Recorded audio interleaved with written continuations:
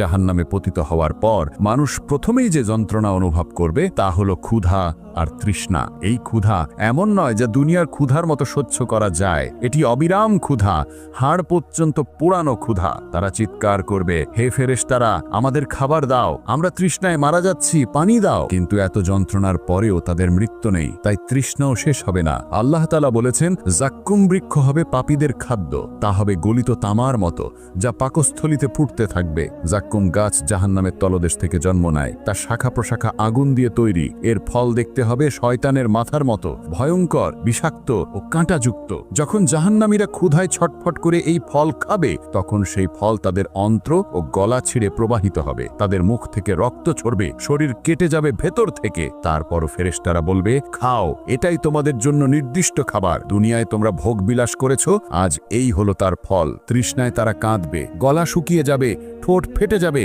তারা বলবে, হে প্রভু, এক ফোঁটা পানি। কিন্তু তখন তাদের সামনে আনা হবে ফুসরে থাকা ফুটন্ত পানি। সেই পানি এতটাই গরম যে কাছে আনতেই তাদের মুখ পুড়ে যাবে। যখন বাধ্য হয়ে তারা তা পান করবে, তখন সেই পানি তাদের অন্ত্র গলিয়ে বেরিয়ে আসবে। আল্লাহ বলেন, তাদের দেওয়া হবে ফুটন্ত পানি, যা তাদের অন্ত্র বিক্ষত করে ফেলবে। কখনো তাদের পান করানো হবে দুর্গন্ধযুক্ত রক্ত আর পুজ, যা বের হবে অন্য জাহান্নামীদের ক্ষত থেকে। হাদিসে এসছে, জাহান্নামের লোকেরা যখন পানি চাইবে, তখন তাদেরকে দেওয়া হবে দুর্গন্ধযুক্ত পুজ। তারা তা পান করার চেষ্টা করবে, কিন্তু তা মুখে তুলতেও পারবে না, বারবার গলায় আটকে যাবে। তাদের মুখ থেকে বমি বের হবে, কিন্তু তবুও তৃষ্ণা মিটবে না। তাদের ঠোঁটে ঢালা হবে গলিত ধাতু, যা তাদের শরীরের ভেতরে ঠুকেই মস্তিষ্ক আর অন্ত্র গলিয়ে দেবে। তারা যন্ত্রণায় ছটফট করবে, চিৎকার করবে, কিন্তু ফেরেশতারা কঠোর চোখে দাঁড়িয়ে বলবে, আজ তোমাদের কান্না শোনা হবে না, আজ তোমাদের জন্য কেবল শাস্তি। জাহান্নাম কেবল আগুন নয়, এখানে রয়েছে ভয়ঙ্কর ঠান্ডা, এমন শীতলতা যা বরফের থেকেও ভয়ঙ্কর। তারা সেখানে জমে যাবে, ঠান্ডায় তাদের হাড় ফেটে যাবে,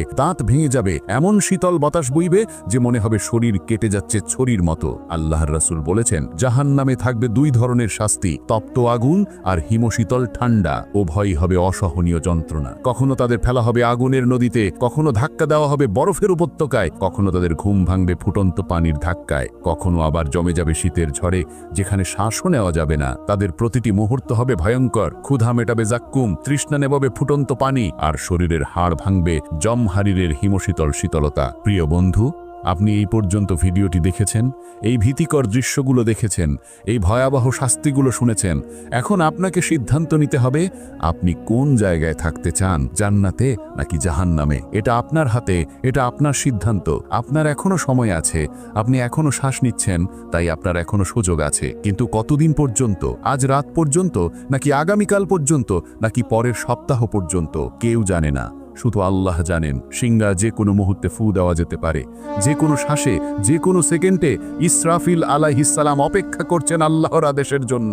বন্ধুরা, জাহান্নামের আগুন বাস্তব, এটি কোনো মন গড়া গল্প নয়, বরং এটি আল্লাহর বাণী। আজ তোমার হাতে সময় আছে, নামাজ পড়ো, তওবা করো, আল্লাহর দিকে ফেরো, কারণ কাল হয়তো দেরি হয়ে যাবে, আর তখন চিরকালীন আগুন ছাড়া আপনার কোনো আশ্রয় থাকবে না। এখনো বলছেন, পরে করব, পরে সালাত পড়ব, পরে তওবা করব, পরে নিজেকে ঠিক করব, কিন্তু সেই পরে যদি আর কখনো না আসে, যদি আজ রাতেই হয় আপনার শেষ রাত, আপনি কি প্রস্তুত? সত্যিই কি প্রস্তুত?